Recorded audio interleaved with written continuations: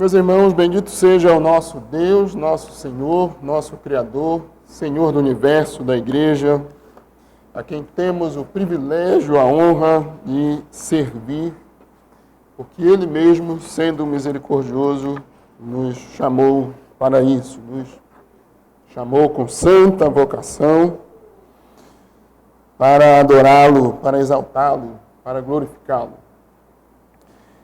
Nessa manhã, eu quero convidá-los a atentar para alguns textos da Palavra do Senhor. Não será uma exposição de um texto, mas um estudo sobre algumas razões pelas quais todo cristão deve tornar-se membro de uma igreja local, séria, fiel, comprometida com a Palavra do Senhor. Inicialmente, vamos ler algumas passagens, começando pelo texto de Paulo a Tito capítulo 1.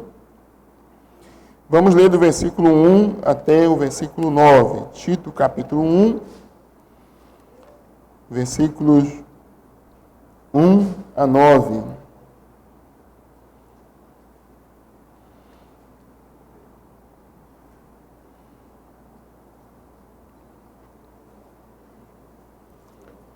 Tito capítulo 1, versículos 1 a 9. Eu lerei, os irmãos acompanhem nas suas Bíblias, que nos diz a palavra do Senhor. Versículos 1 a 9, Tito, assim diz o Senhor. Paulo, servo de Deus e apóstolo de Jesus Cristo, para promover a fé que é dos eleitos de Deus e o pleno conhecimento da verdade, segundo a piedade, na esperança da vida eterna, que o Deus que não pode mentir prometeu antes dos tempos eternos. E em tempos devidos manifestou a sua palavra mediante a pregação que me foi confiada por mandato de Deus, nosso Salvador. A Tito, verdadeiro filho segundo a fé comum, graça e paz da parte de Deus Pai e de Cristo Jesus, nosso Salvador.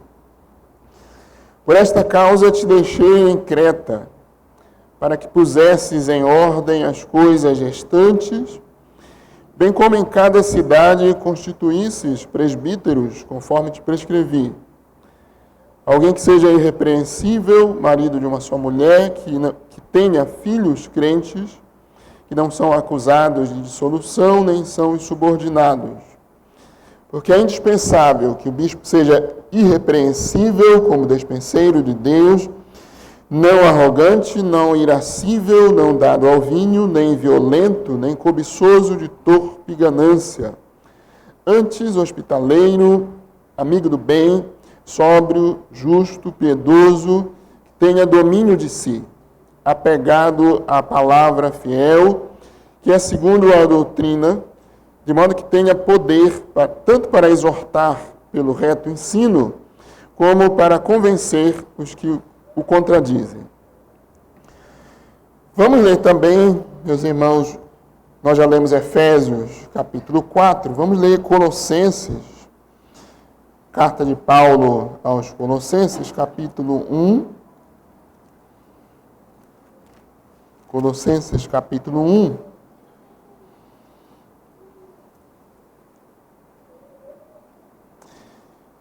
Versículos 13 a 18,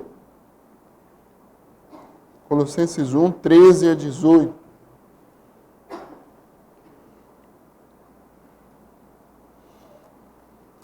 Colossenses 1, 13 a 18.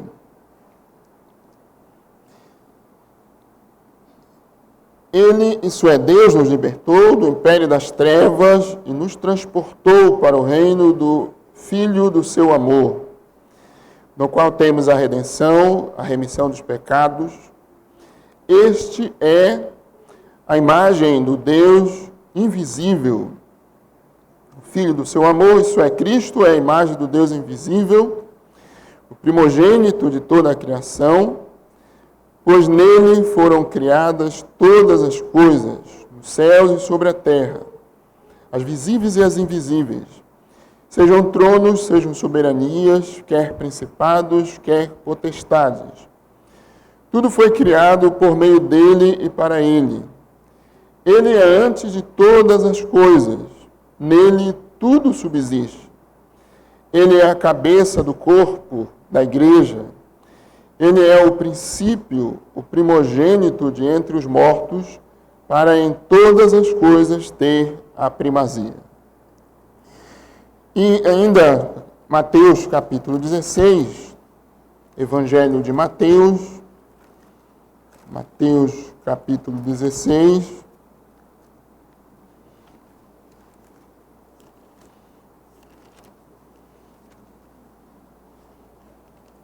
Mateus 16,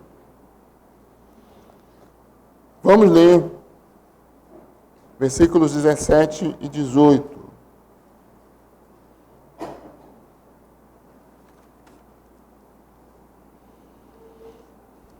Aliás, 17 até o 19. Jesus, falando a Pedro, diz: Bem-aventurado és, Simão Barjonas, porque não foi carne e sangue que te revelaram, mas meu Pai que está nos céus. Também eu te digo que tu és Pedro. Sobre esta pedra edificarei a minha igreja, e as portas do inferno não prevalecerão contra ela. Dar-te-ei as chaves do reino dos céus. O que ligares na terra terá sido ligado nos céus, e o que desligares na terra terá sido desligado nos céus. Só mais uma passagem, meus irmãos, na carta aos Hebreus, capítulo 10, carta aos Hebreus, capítulo 10. Vamos ler versículos 24 e 25. Hebreus 10, 24 e 25.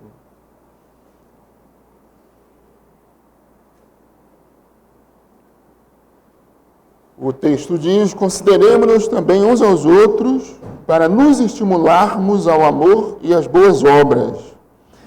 Não deixemos de congregar-nos, como é costume de alguns. Antes façamos admoestações, e tanto mais quando vedes que o dia se aproxima. Amém. Vamos orar ao Senhor. Curve sua cabeça, oremos, suplicando que o Senhor ilumine, nos abençoe no ensino dessa manhã. Nosso Deus e Pai, Deus bendito, soberano, Senhor dos céus, da terra, Senhor do universo, das nações, dos reis e dos reinos, Senhor da igreja, nós nos prostramos diante do Senhor nessa manhã para te adorar, bendizer o teu nome, com salmos, hinos, cânticos espirituais, e para sermos instruídos, ensinados pela tua palavra. Por isso nós te suplicamos, ó Senhor, ilumina a nossa mente, dá-nos compreensão, entendimento e convence-nos, ó Senhor, da verdade e dá-nos a graça de obedecer aquilo que o Senhor nos ordena na tua palavra. Abençoa a tua igreja em todos os lugares desse mundo, os fiéis pregadores do Evangelho. Todos proclamem, ó Senhor, tua palavra sob a tua autoridade, com fervor, com alegria, adorando a Ti. Suplicamos que o Senhor converta a Ti, trazendo, chamando do mundo das trevas, do pecado, aqueles que ainda andam mortos em delitos e pecados, e que consoles e reavives a Tua igreja. É o que te suplicamos no nome de Jesus Cristo, Teu Filho. Amém, Senhor. Meus irmãos, a Bíblia nos ordena a congregar, não deixar de congregar e a ter alegria em estar com a casa do Senhor, que é a igreja de Cristo. A casa do Senhor é a igreja de Cristo. Salmo 122, bem conhecido, diz: Alegrei-me quando me disseram, vamos à casa do Senhor. Mas a Bíblia não ordena a frequência, a congregação, apenas em razão da alegria da comunhão, que é tão preciosa e boa. Existem, meus irmãos, muitas outras razões nas Escrituras, ordenadas pelo Senhor na palavra, pelas quais todo crente, todo cristão verdadeiro deve ser um membro da igreja do Senhor e, portanto, viver na comunhão da casa de Deus, a igreja do Senhor, numa igreja fiel à palavra, fiel à exposição, à pregação da palavra, perseverante na pregação do Evangelho, conforme Deus ordena, numa igreja onde os sacramentos do batismo e da ceia do Senhor são fielmente administrados, numa igreja onde a disciplina bíblica é levada a sério e aplicada àqueles que desobedecem a palavra do Senhor e devem ser corrigidos, ajudados para que arrependidos venham à comunhão, à boa comunhão com o Senhor. Essa é uma boa ocasião, quando vamos receber hoje novos membros da nossa igreja, pela pública profissão de fé, de considerar com os irmãos, à luz do ensino da Escritura, algumas razões pelas quais todo crente deve ser um membro atuante de uma igreja local fiel ao Senhor. Já há algum tempo, meus irmãos, não é de agora, mas já há algum tempo, temos ouvido que há crentes, às vezes até crentes sinceros, mas nesse sentido errados, que têm questionado a necessidade de tornar-se membro de uma igreja local. Muitos desses irmãos, dessas pessoas, imaginam que tornar-se membro da igreja seja uma questão opcional, que não seja um mandamento, uma ordem da palavra de Deus, um mandamento mesmo do Senhor. E, afinal de contas, há hoje em dia outras opções, como cultos gravados, cultos televisionados, cultos via internet. Agora mesmo o nosso culto está sendo transmitido para todo mundo via o nosso canal na internet. Suponho que há irmãos também na nossa igreja, doentes, hospitalizados, algumas senhoras e senhores já mais idosos, que não podem vir aos cultos regularmente, como nós podemos, que têm essa oportunidade de ouvir, de participar do culto à distância, irmãos que estão num lugar onde não há uma igreja fiel, boa para congregar, até tentaram ir numa igreja encontrar, mas não encontraram, então acompanham, por essas razões, o culto à distância. Mas o que a Bíblia nos ordena está em comunhão sempre com a igreja, no culto ao Senhor e em comunhão constante com a igreja do Senhor. Mas há aqueles que usam esses meios como uma desculpa para não ter um compromisso sério e ativo com uma igreja local, debaixo da liderança de Cristo, através do pastoreio, do presbiterato da igreja.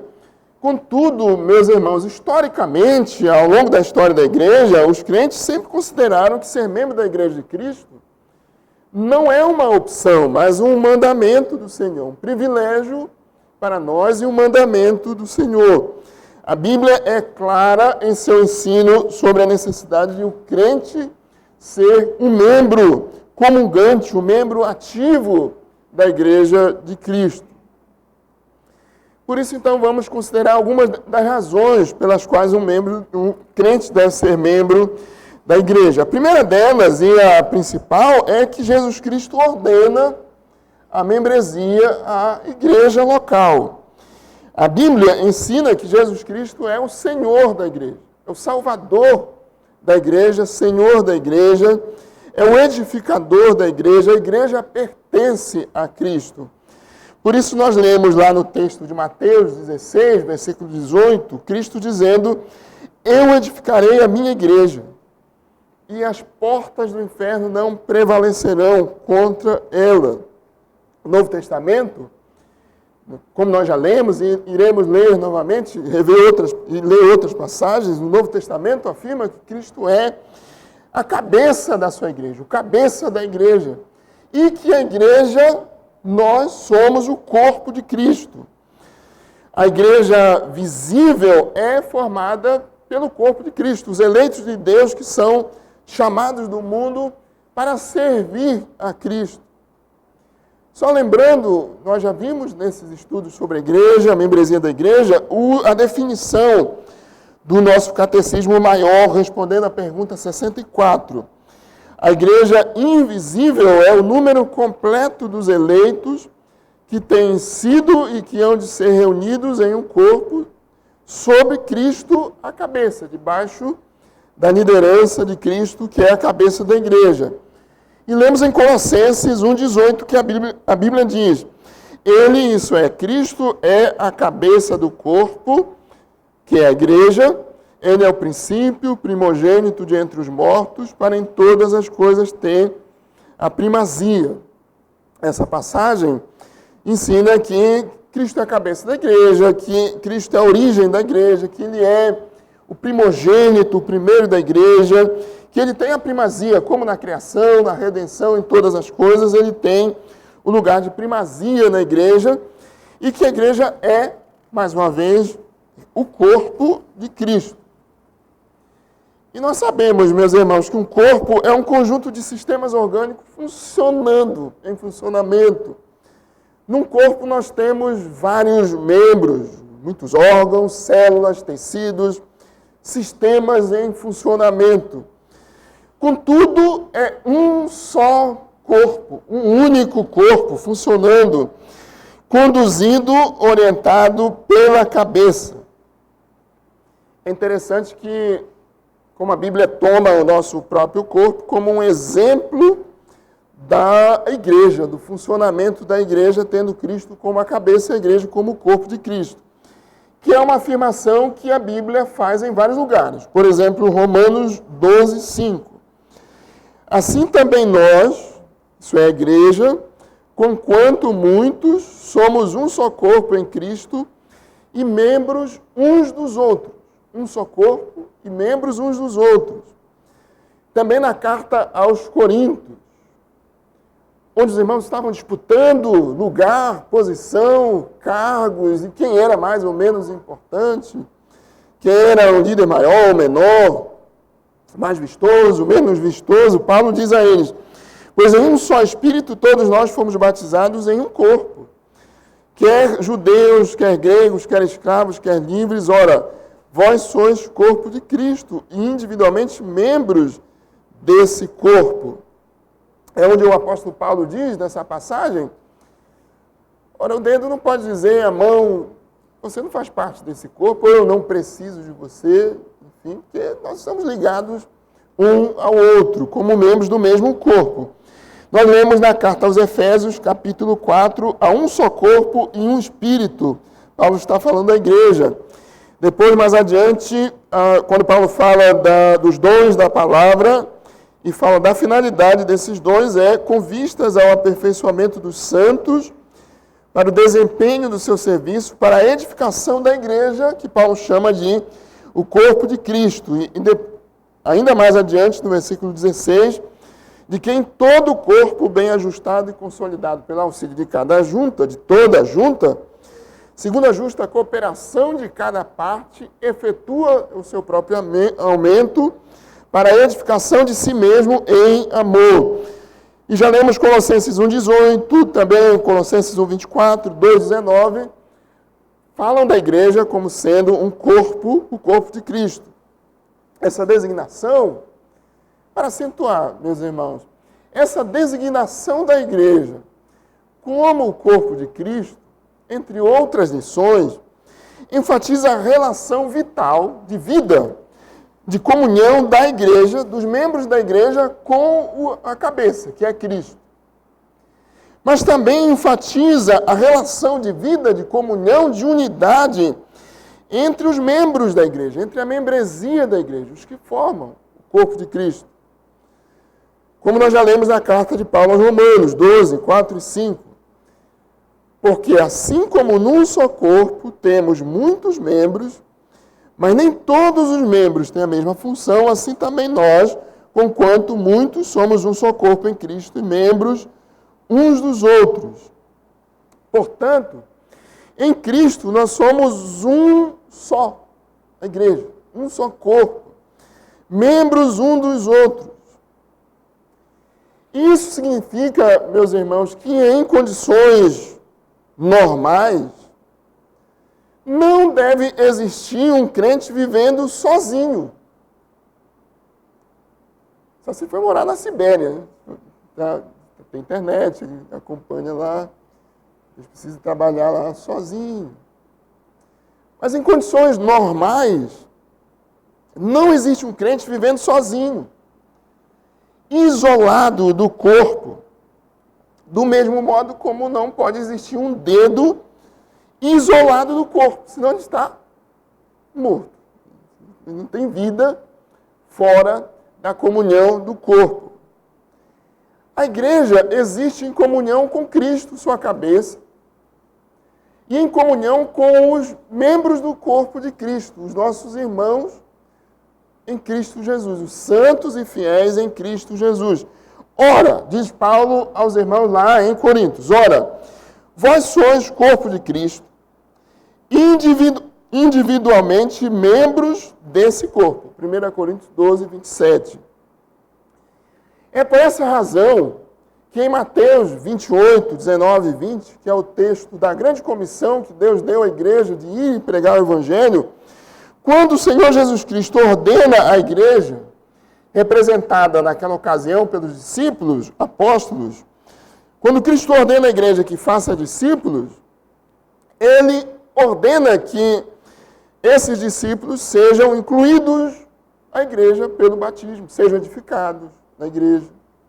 O texto diz, Mateus 28, 19 e 20, ide, portanto, fazem discípulos de todas as nações, batizando-os em nome do Pai, do Filho e do Espírito Santo, ensinando-os a guardar todas as coisas que vos tenho ordenado.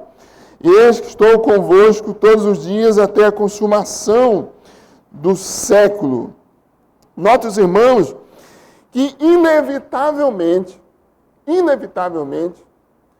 o cumprimento da grande comissão dada por Cristo à igreja, Cristo é o cabeça da igreja, o cumprimento da grande comissão resulta na inclusão dos convertidos à igreja local, à membresia da igreja. E por que nós podemos fazer essa afirmação com base em Mateus 28, 19 e 20, a grande comissão? Porque a ordenança do batismo faz parte da grande comissão. É verdade, irmãos, que nós somos chamados a Cristo pela obra do Espírito Santo, pelo chamado interno do Espírito Santo.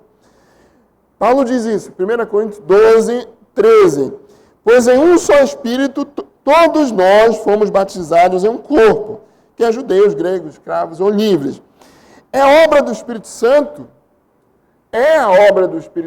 que nos torna unidos a Cristo, que nos traz a comunhão com Cristo, que nos torna membros da igreja invisível, que o Senhor conhece. Porém, não é possível manter invisível a obra da salvação. A gente está alegre. Salvação é alegria eterna.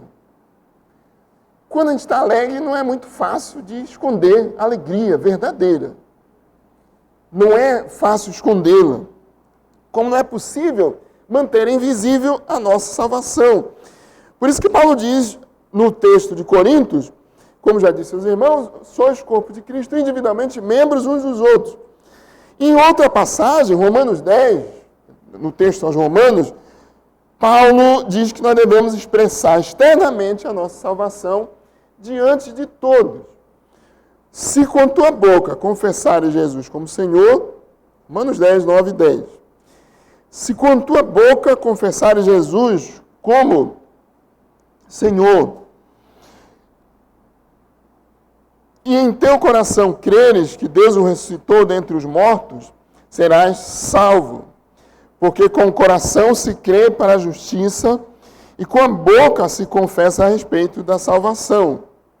Ora, é o batismo com água administrado na igreja por um ministro devidamente chamado por Deus e ordenado na igreja, que simboliza a realidade invisível da regeneração, do novo nascimento, que foi operada pelo Espírito Santo no coração do pecador convertido.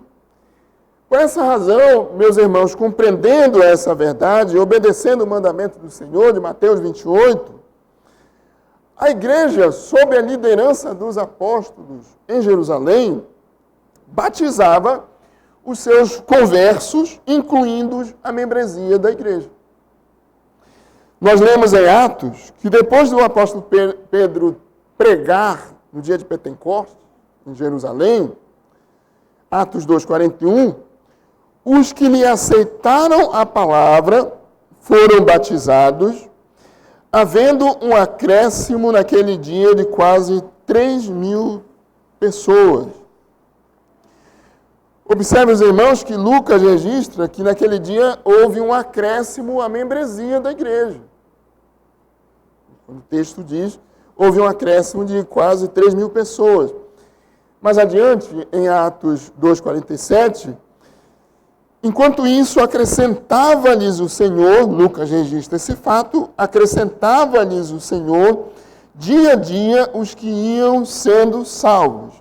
Todos os dias, o Senhor acrescentava à igreja visível aqueles que iam sendo internamente chamados pela obra do Espírito, crendo no Evangelho, sendo salvos. Vejam, irmãos, que os apóstolos acompanhavam atentamente a membresia da igreja local. Eles batizavam os convertidos e os seus filhos, como se pode ver lá em Coríntios, ainda que só um dos seus pais fosse crente, e contavam quantos eram os membros da igreja. Eles sabiam quantos eram os membros da igreja. Por quê? Porque os apóstolos entenderam que Cristo ordenou que os crentes fossem batizados e acrescentados à membresia da igreja, e eles então obedeceram a ordem, o mandamento do Senhor. Portanto, meus irmãos, Cristo, Deus, o Senhor, deseja, ordena, Ele quer que o nosso relacionamento com Ele seja visível, seja perceptível, seja comunitário. Cristo nos chamou para sermos testemunhas dele, e não agentes secretos, sozinhos em algum lugar, mas para sermos testemunhas dele. Por isso, Cristo mesmo diz, todo aquele que me confessar diante dos homens, também eu o confessarei diante de meu Pai que está nos céus. Mateus 10:32. Deus ordena que o nosso relacionamento com Ele seja corporativo. Isso é, meus irmãos, Deus ordena que nós façamos parte da igreja visível, do seu corpo visível, da comunhão visível da igreja. Não teria sentido nenhum as palavras do autor da carta aos Hebreus, em Hebreus 10, 24 e 25, se não fosse assim. Se essa não fosse uma realidade. É nesse contexto de comunhão da igreja que o autor aos Hebreus diz, consideremo-nos também uns aos outros, para nos estimularmos ao amor e às boas obras. Não deixemos de congregar-nos, como é costume de alguns, antes façamos admoestações, e tanto mais quando vedes que o dia se aproxima. Esse é um texto precioso, meus irmãos, que fala da comunhão da igreja. Pensemos uns nos outros, ponderemos um a respeito dos outros. O autor aos Hebreus estava preocupado que havia irmãos não congregando, não vindo à reunião regular da igreja. E então ele diz, considerem, pensem nesses irmãos, e estimulem esses irmãos, encorajem, a palavra é encorajar. Incitar esses irmãos para que eles tanto sejam obedientes a Deus, ao Senhor, ao Evangelho, e como também não deixem de congregar. Não deixemos de congregar-nos. Antes, façamos admoestações, exortações, encorajamento, tanto mais quando vemos nos aproximar a cada dia a volta de Cristo, o dia do Senhor. Não teria sentido esse ensino e tantos outros no Novo Testamento, na Bíblia toda, se a igreja não tivesse que viver em comunhão. Portanto, meus irmãos, a principal razão para nos tornarmos membros da igreja é que Jesus Cristo, o Senhor da igreja, o cabeça da igreja, ordena que crentes sejam membros de uma igreja local.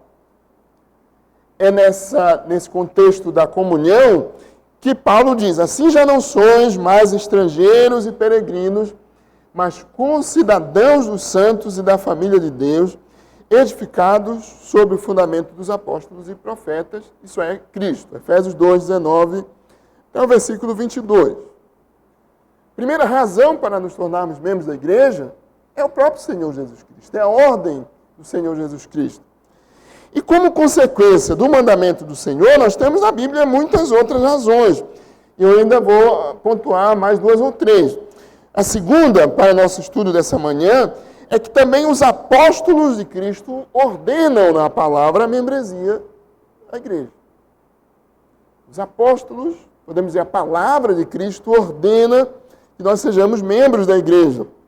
Nós lemos há pouco que os apóstolos acrescentaram à membresia da igreja os que iam sendo salvos, chamados do mundo por Deus.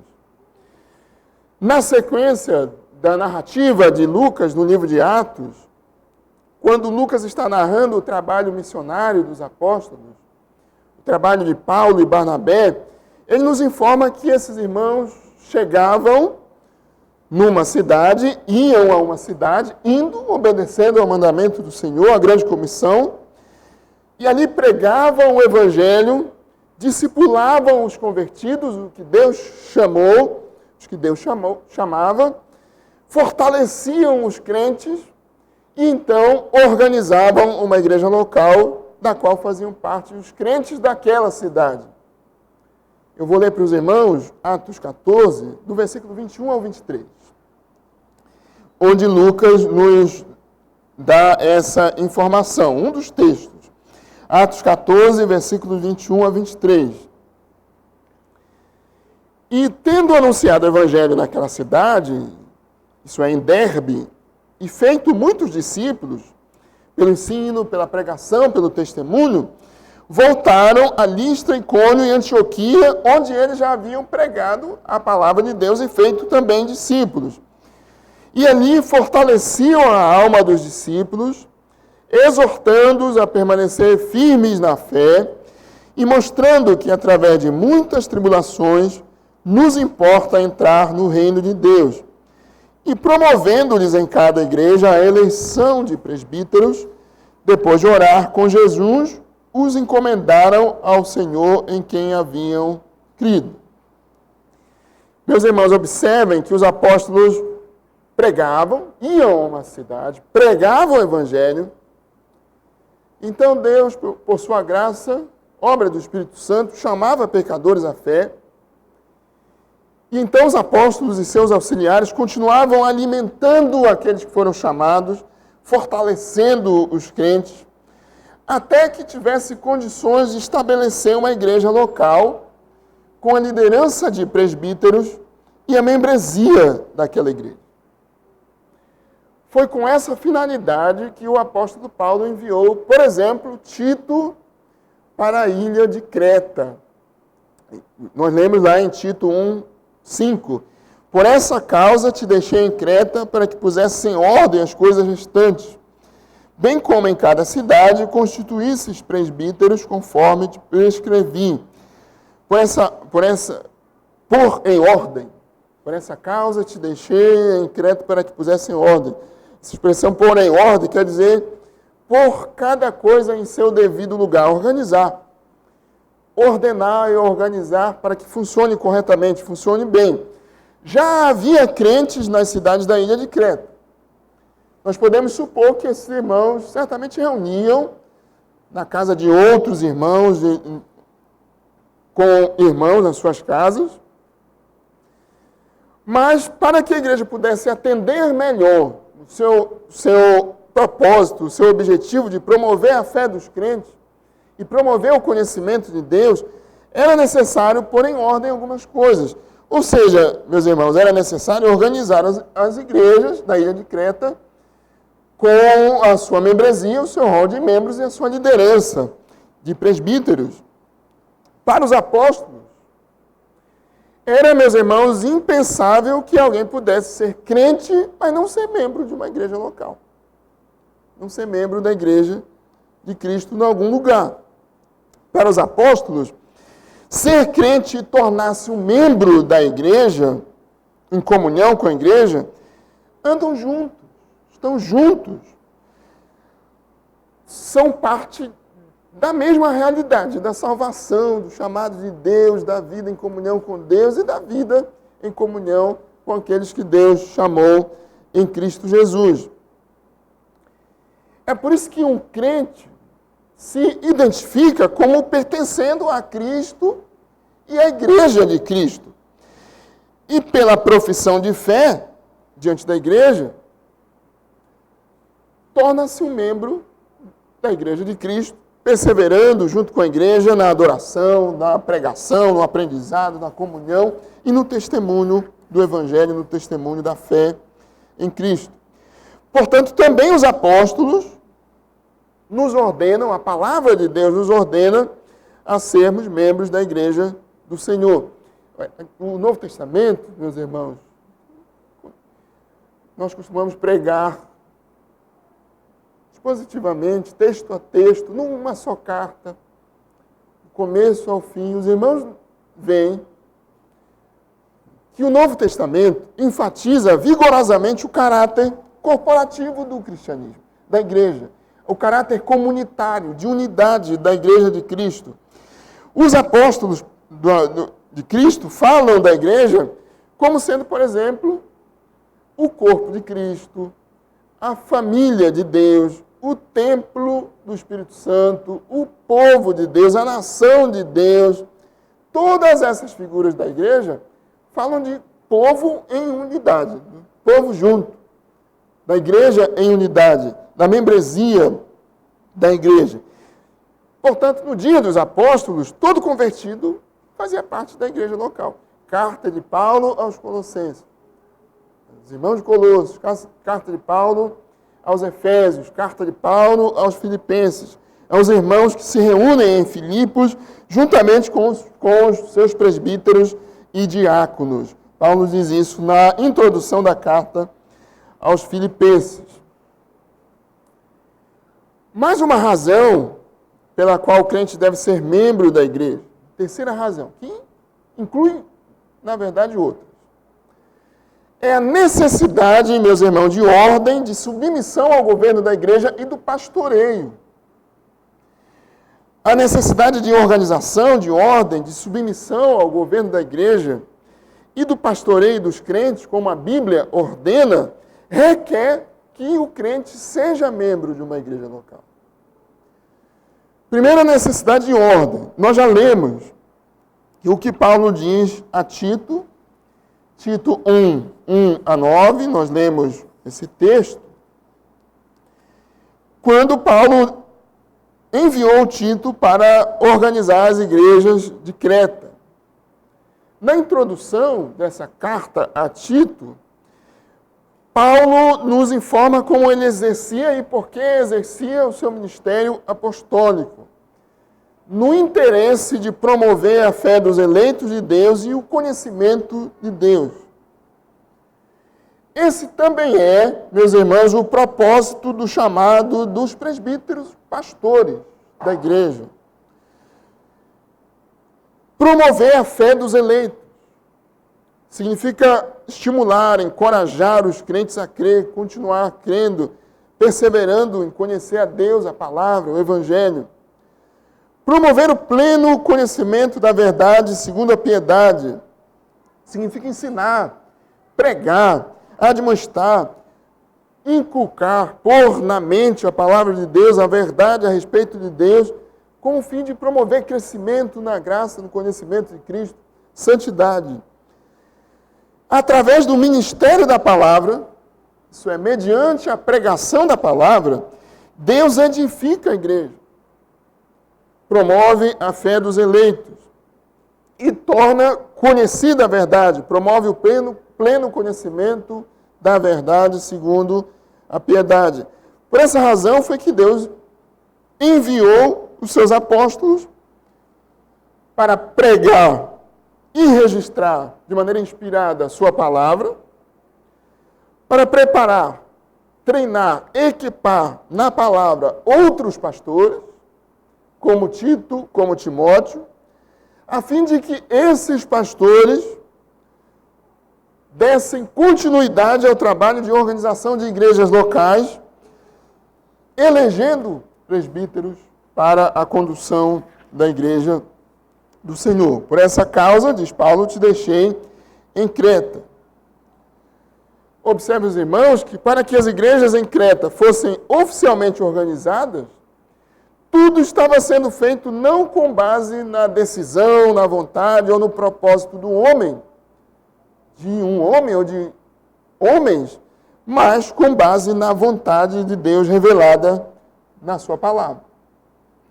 E, portanto, nós temos a autoridade da palavra de Deus fundamentando a organização da igreja e o rol de membros da igreja e a liderança da igreja, a membresia da igreja do Senhor com a sua liderança. Para que uma igreja local seja organizada, é necessário que tudo seja feito com base na palavra de Deus, conforme pregada, registrada nas Escrituras pelos apóstolos de Cristo. E a palavra de Deus estabelece requisitos de admissão à membresia da igreja. Lembrem-se, meus irmãos, de que depois de o apóstolo Pedro pregar em Jerusalém, quase 3.000 pessoas terem sido chamadas à fé em Cristo, Lucas diz, os que aceitaram a palavra foram batizados, havendo um acréscimo naquele dia de quase 3.000 pessoas. E adiante, perseveravam na doutrina dos apóstolos e na comunhão, no partir do pão e nas orações. Só para fazer um esboço rápido dessa passagem. O que houve, então? Pregação da palavra, chamado à fé e aceitação da palavra, batismo com água e admissão à membresia da igreja, edificação pela palavra, a doutrina dos apóstolos e a perseverança na fé, na doutrina, na comunhão da igreja, nos sacramentos da igreja. Era dessa maneira que as pessoas se tornavam membros da igreja no período do Novo Testamento. Era necessário essa ordem, é necessária porque foi dada pelo próprio Senhor. À luz das Escrituras, especialmente do Novo Testamento, nós podemos falar também, meus irmãos, da necessidade de um membro da igreja submeter-se à autoridade de Cristo, exercida pela palavra através de presbíteros chamados por Deus e ordenados por Deus para esse fim, para esse ofício. Deus ordena que haja liderança na igreja, os ofícios da igreja, os pastores, presbíteros e diáconos da igreja. Vemos lá em Efésios 4, 11 e 12, sobre alguns dos dons da palavra. Ele mesmo concedeu uns para apóstolos, profetas, evangelistas, pastores, mestres, com vistas ao aperfeiçoamento dos santos, para o desempenho do seu serviço, para a edificação do corpo de Cristo. E em Atos 14, 23, promovendo em cada igreja a eleição de presbíteros, depois de orar com jejuns, os encomendaram ao Senhor em quem haviam crido. Em Timóteo 3, 1 Timóteo 3, e no texto que nós lemos de Tito 1, Paulo nos dá as qualificações dos oficiais, presbíteros e diáconos da igreja, para que a igreja, não uma pessoa sozinha, uma pessoa em particular, pudesse escolher a sua liderança. Paulo, então, a palavra nos dá as qualificações dos oficiais da igreja, como devem ser os presbíteros da igreja. Tito 1, 5 a 9. Alguém que seja irrepreensível, marido de uma só mulher, que tenha filhos crentes, não acusados de dissolução, não subordinados, porque é indispensável que o bispo seja irrepreensível. Essa palavra bispo significa superintendente, supervisor, é um sinônimo para presbítero da igreja. Seja irrepreensível, como despenseiro de Deus, não arrogante, não irascível, não dado ao vinho, nem violento, nem cobiçoso de torpe ganância, antes hospitaleiro, amigo do bem, sóbrio, justo, piedoso, que tenha domínio de si, apegado à palavra fiel, que é segundo a doutrina, de modo que tenha poder tanto para exortar pelo reto ensino, como para convencer os que o contradizem, sendo que os presbíteros não serão perfeitos nessas qualidades. E que nós precisamos orar muito por eles, para que exerçam o presbiterato desse modo, como Deus ordena. Mas Paulo não fala, meus irmãos, na carta a Tito, apenas das qualificações dos presbíteros, mas também dos membros da igreja. No capítulo 2, versículos 2 a 10. Como devem ser os membros da igreja? Os homens da igreja, os homens idosos, sejam temperantes, respeitáveis, sensatos, sadios na fé, no amor e na constância. As mulheres da igreja, as mulheres casadas, o texto diz idosas, sejam sérias em seu proceder, não caluniadoras, não escravizadas a muito vinho, sejam mestras do bem, a fim de instruírem as jovens recém-casadas a amarem ao marido e aos seus filhos. Todas as senhoras da igreja, as mais jovens, as que já têm mais idade, como devem ser? Sensatas, honestas, boas donas de casa, bondosas, sujeitas ao marido, para que a palavra de Deus não seja difamada. As crianças, as moças e os rapazes da igreja, como devem ser? Em todas as coisas sejam criteriosos. Estão aprendendo com seus pais, com seus líderes, com seus irmãos, a serem criteriosos em todas as coisas. E todos nós, no exercício do nosso trabalho, nos nossos ofícios, no dia a dia, como nós devemos ser? Que sejam em tudo obedientes ao seu Senhor, dando-lhe motivo de satisfação, não sejam respondões, não furtem, pelo contrário, deem prova de toda a fidelidade, a fim de enfeitarem e ornarem em todas as coisas a doutrina de Deus, nosso Salvador. É assim que nós devemos ser, como membros do corpo de Cristo, membros da igreja do Senhor. E como nós, membros da igreja, devemos tratar os presbíteros da igreja, os diáconos, a liderança da igreja. Eu vou ler apenas duas passagens. Uma em 1 Tessalonicenses 5, 1 Tessalonicenses 5, 12 e 13. O apóstolo Paulo diz: agora vos rogamos, irmãos, que acateis com apreço os que trabalham entre vós e os que vos presidem no Senhor e vos admoestam, e que os tenhais com amor em máxima consideração por causa do trabalho que realizam. Vivei em paz uns com os outros. E a outra passagem de Hebreus 13, 7.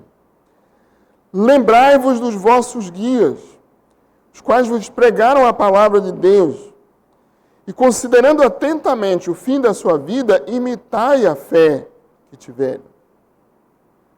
Olha como a Bíblia diz que devemos, meus irmãos, tratar os que têm liderança sobre nós, no Senhor, pela palavra, no exercício dos seus ofícios. Nós vivemos tempos em que a autoridade tem sido desprezada, tem sido deixada de lado, tem sido maltratada. Mas isso não vem da palavra de Deus, mas do pensamento mundano, das ideias dos homens, que em todo lugar tem aguado o significado de autoridade, do exercício da autoridade, da submissão à autoridade corretamente, como Deus ordena. E o mundo tem melhorado por isso? Não, o mundo tem piorado por isso. O que as Escrituras nos ordenam é que nós devemos ser submissos à autoridade de Cristo, tratando-se da igreja, pela palavra, através dos oficiais da igreja, da liderança da igreja do Senhor, enquanto eles forem fiéis à palavra de Deus, enquanto forem fiéis àquilo que Deus ordena na sua palavra. Agora, como obedecer a essas ordens da palavra, se não no contexto da igreja, da membresia da igreja local? Para que serviria constituir presbíteros em Creta se não houvesse uma igreja organizada e membresia da igreja? Lembrando que está no nosso folderzinho da igreja, de apresentação da igreja, que nós somos presbiterianos por causa dos presbíteros. Presbítero é a palavra grega para o líder da igreja no Novo Testamento, depois dos apóstolos. E já junto com os apóstolos, presbíteros e pastores. Nós não somos, meus irmãos, uma igreja dirigida por um bispo, portanto, nós não somos uma igreja episcopal, por um bispo que dirige uma região. Nós não somos uma igreja que é dirigida por todos os membros da igreja para tomar todas as decisões.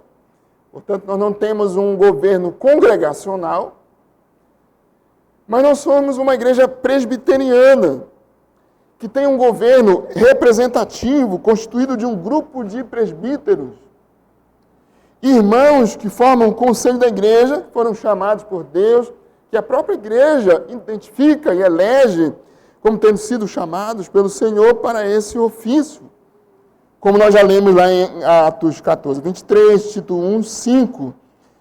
Um desses presbíteros, normalmente é especialmente vocacionado, preparado para estudar, e pregar, e ensinar, e proclamar a palavra de Deus. O presbítero docente, que prega a palavra de Deus mais comumente. Quais as funções principais do conselho da igreja?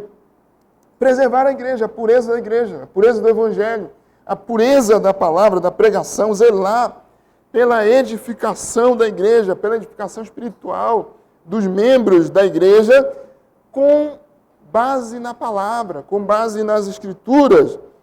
Só para lembrar, meus irmãos, além dos presbíteros, a Bíblia também fala do ofício do diácono, que são aqueles que são chamados por Deus e ordenados na igreja para, auxiliando o conselho da igreja, assistir os irmãos, a igreja, nas suas necessidades de ordem, no culto, de organização e do bem da igreja, o bem-estar da igreja de Cristo, como os irmãos poderiam ler em Atos capítulo 6, 1 Timóteo também, capítulo 3. Isso significa, meus irmãos, que nós precisamos, como membros do corpo de Cristo, de pastoreio. Uma das necessidades de sermos membros da igreja é que o crente precisa de pastoreio. Uma das maneiras como a Bíblia nos chama é de ovelhas. Vocês já viram um rebanho de ovelhas? Não é comum por aqui, né? Mas a ovelha é um animal manso e fácil de pastorear. Fácil de conduzir. Normalmente fácil de conduzir. A Bíblia não somente chama os presbíteros de pastores, mas nos chama, nós, os membros da igreja, de ovelhas. Somos ovelhas de Cristo. Cristo é o nosso supremo pastor, mas ele chamou os presbíteros da igreja para serem pastores na igreja local. A igreja é o rebanho do Senhor, que está sob o pastoreio de presbíteros em igrejas locais. E Deus ordena que os presbíteros pastoreiem a igreja do Senhor, os membros da igreja. Olha o que Paulo disse aos irmãos presbíteros da igreja de Éfeso, quando ele estava, depois do ministério considerado para aquele contexto, aquela realidade longo lá em Éfeso, Atos 20, 28, Paulo chamou os presbíteros, ele ia sair de lá, então diz: atendei por vós e por todo o rebanho, sobre o qual o Espírito Santo vos constituiu bispos, superintendentes, para pastoreardes a igreja de Deus, a qual ele comprou com seu próprio sangue. E ouço também o que o apóstolo Pedro diz, em 1 Pedro 5, 1 a 4. Rogo, isso é, exorto, pois aos presbíteros que há entre vós, eu que também sou presbítero como eles, e testemunha, além disso, um dos apóstolos, testemunha dos sofrimentos de Cristo, e ainda co-participante da glória que há de ser revelada, pastoreai o rebanho de Deus que há entre vós, não por constrangimento, mas espontaneamente como Deus quer, nem por sorte da ganância, mas de boa vontade, nem como dominadores dos que vos foram confiados, antes tornando-vos modelos do rebanho. Ora, logo que o Supremo Pastor se manifestar, recebereis a imarcessível coroa de glória. Os presbíteros / pastores. Os presbíteros são pastores. Os pastores são presbíteros. Foram chamados para pastorear os membros da sua igreja. Mas não seria possível, meus irmãos, pastorear se não pudéssemos identificar os membros da igreja.